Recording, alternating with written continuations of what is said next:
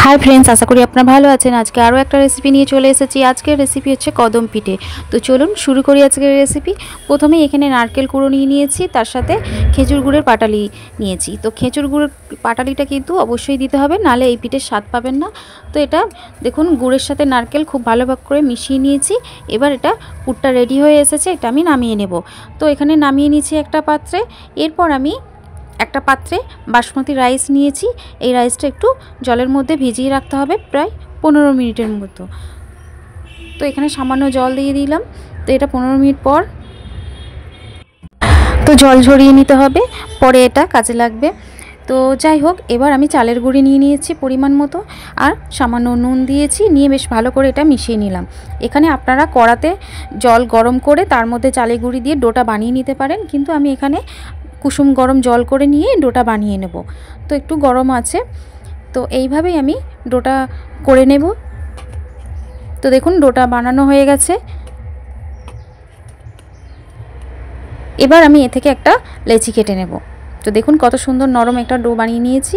তো এ থেকে আমি একটা লেচি কেটে নিলাম। প্রথমে একটু গোল গোল করে একটু রুটির আকারে নিয়ে নেব, তারপর চারদিক থেকে একটু মাঝখানটা ফাঁকা করে নেব, যেখানটা পুর রাখবো আমি। তো দেখুন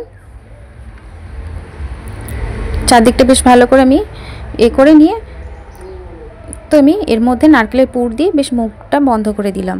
তো এইভাবে আমি গোল গোল করে নিচ্ছি, কিন্তু খুব বেশি চাপ দেওয়া যাবে না, কিন্তু ফেটে যেতে পারে। তো সেইভাবেই করবেন।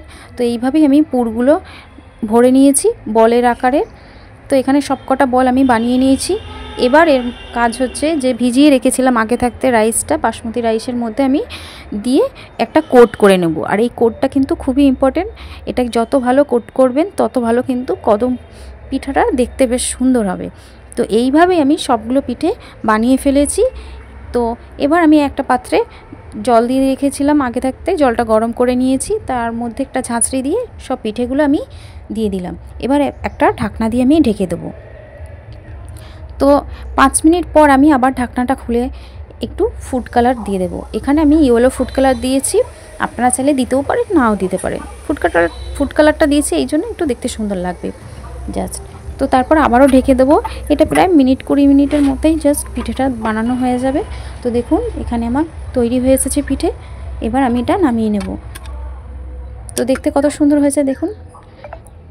তো আপনার দেখিয়ে দেবো। তো যদি এই ভিডিওটি ভালো লেগে থাকে আপনারা অবশ্যই চ্যানেলটিকে সাবস্ক্রাইব করবেন, লাইক কমেন্ট শেয়ার করবেন আর পাশে থাকবেন। Thank you.